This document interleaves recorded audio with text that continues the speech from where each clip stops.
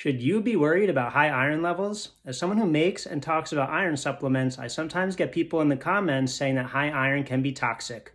And while this is true, is high iron something that you're likely to experience, or is it more like getting hit by lightning? Let's see what the experts and the data have to say. I'll start by talking about this article called Iron Overload, which you can read if you want to learn more.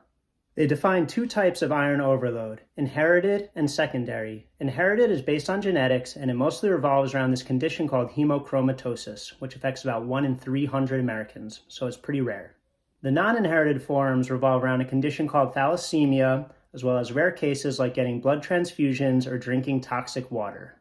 And while it's possible you could have hemochromatosis or thalassemia without knowing it, if you've ever gotten blood tests, it would probably show up because your iron levels would be high.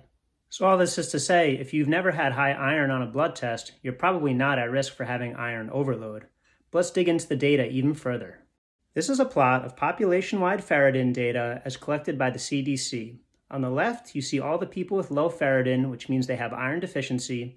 And on the right, you see the small amount of people with high ferritin, which means they might have iron overload. If we use 300 as a cutoff for high iron, we have about 8% of people who are at risk.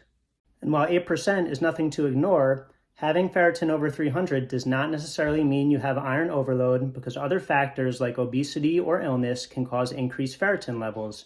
You don't have to hear it from me. This is a Q&A of an expert on hemochromatosis and iron overload.